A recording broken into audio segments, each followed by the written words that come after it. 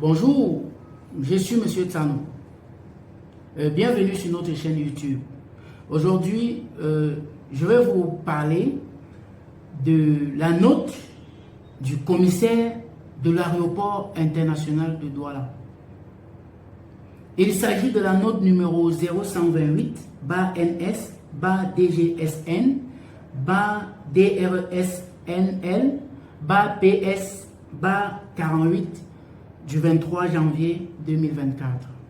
Et c'est une note de service qui met en garde les agents de la police, principalement, et les fonctionnaires de l'aéroport globalement, qui facilitent le passage ou qui faciliteraient le passage à certains fonctionnaires qui veulent aller chercher fortune ailleurs, comme le commissaire dit lui-même dans sa note. Donc l'objectif de la note, c'est de mettre en garde les fonctionnaires de l'aéroport, leur demander de ne plus faciliter la sortie, principalement aux enseignants du primaire, aux enseignants du secondaire et au personnel de la santé. Ça, c'est les trois corps qui sont cités dans sa note. Mais il précise que beaucoup d'autres secteurs, beaucoup d'autres corps de la fonction publique sont concernés par cette sortie massive de nos cerveaux. Ça montre à quel point les Camerounais sont désespérés. Et la note nous permet de nous demander ce qui peut bien pousser les fonctionnaires. Parce qu'il y a 20 ans encore, la fonction publique, et moi personnellement, je pensais que c'était la sécurité jusqu'à présent. La fonction publique, le matricule, dès qu'on l'a, on peut dormir. Je pense que l'État, c'est le seul employeur où on a des gens qui sont absents pendant des mois et qui ne perdent pas leur travail, qui ont une sécurité garantie. Sur le plan éthique, moralement, ce n'est pas normal. Mais c'est ce qui se passe, c'est les faits. Donc, si aujourd'hui, on arrive au point où le matricule n'est plus la garantie pour rester, être employé de l'État peut-être donne plutôt les moyens pour chercher le visa et sortir. Il faut bien se demander quel est le problème. Et est-ce que si les fonctionnaires de l'aéroport, eux tous, sont engagés, sont décidés à empêcher ceux qui veulent sortir du Cameroun de sortir, est-ce que ça va être la solution au problème? Je pense que le Cameroun a d'autres frontières. Si on ne sort pas par l'aéroport, on va sortir par le Nigeria, on va sortir par le Gabon, on va sortir par la Guinée équatoriale, on va sortir par, en tout cas, d'autres frontières du Cameroun. Donc, est-ce qu'il n'est pas temps que les pouvoirs publics, que le gouvernement du Cameroun se penche sur le fond du problème, que de chercher des solutions, je vais dire pacotille. Bon, pour son service, le commissaire de l'aéroport, il a raison. Il doit tirer l'attention de son personnel. Il doit sanctionner ceux qui ne respectent pas les notes de service ou bien les textes de la République. Mais est-ce que c'est la solution d'empêcher les gens de sortir? Il semble que il y a un mal-être qui est ressenti globalement et que les fonctionnaires qui semblaient à l'abri il y a quelques années ne sont plus tout à fait à l'abri. On peut laisser les enseignants du primaire, on peut laisser le personnel de la santé, les infirmiers principalement. Mais qu'est-ce qui peut expliquer qu'un PLEG, un professeur des lycées, 5 ans d'études après le bac, décide d'aller s'installer dans un pays européen ou dès l'arrivée, ou occidental, parce que il y a l'Europe, mais il y a le Canada qui fait beaucoup de bruit ces derniers temps. Ou dans un premier temps, il fait forcément un travail d'esclave, parce que dans ces pays, quel que soit le diplôme que tu apportes, c'est pas à ton arrivée que on te donne un emploi. Dans tous les cas, pas celui qui respecte ton niveau. Qu'est-ce qui expliquerait ça? Il y a peut-être la dimension salaire, mais je pense aussi que c'est la simplification du problème. Il y a notre environnement général qu'il faut revoir. Et le carburant vient encore de s'augmenter, même si on va dire qu'il y a 4,3% pour les fonctionnaires. Je pense pour ma part qu'il est temps que le gouvernement se penche sur l'amélioration des conditions de vie des citoyens globalement.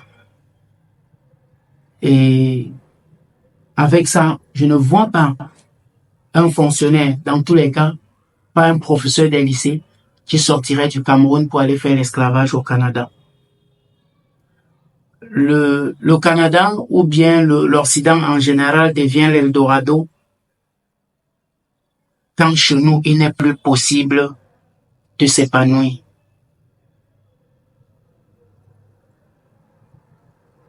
Il y a le phénomène de ces dernières années est difficile à décrire.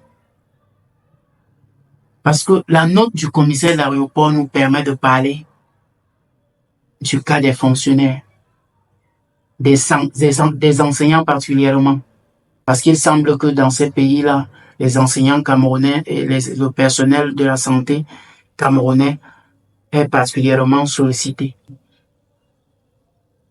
Mais c'est un phénomène qui est général dans la société. Quand nous étions, nous autres, au lycée, il était plus facile d'entendre que les élèves voyagent pour poursuivre leurs études. Et c'était clair qu'après les études, on retournera au Cameroun. Les étudiants voyageaient. Les gens âgés aussi voyageaient assez pour être suivis dans des bonnes conditions, dans des formations sanitaires où nos dirigeants eux-mêmes sont suivis. C'est-à-dire que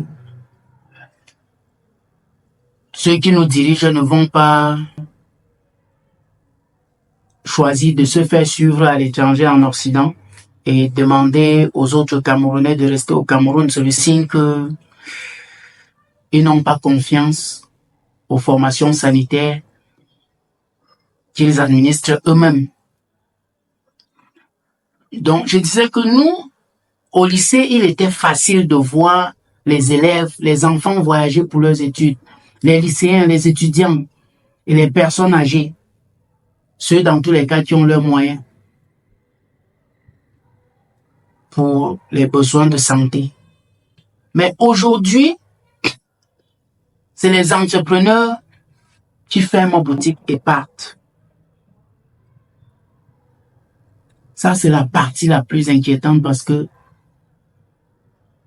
un entrepreneur, quelqu'un qui a une entreprise, c'est quelqu'un qui non seulement a créé son travail, mais qui arrive à donner le travail aux autres Camerounais. Mais vous voyez un monsieur qui emploie 10 personnes, qui du jour au lendemain fait son visa et va s'installer en Occident. Quelques années plus tard, il ferme l'entreprise parce que dans tous les cas, l'administration à distance n'est pas facile. Et c'est où vous vous demandez qu'est-ce qui se passe. Il faut analyser notre environnement d'une façon générale. Je prends un cas simple. Je suis à Douala. L'essentiel du temps des entrepreneurs, c'est pour régler les problèmes qui ne sont prévus nulle part et les problèmes qui sont créés par les administrations. Un gars sort le matin et trouve que sa boutique a été scellée à 4 heures. Ministère du Commerce.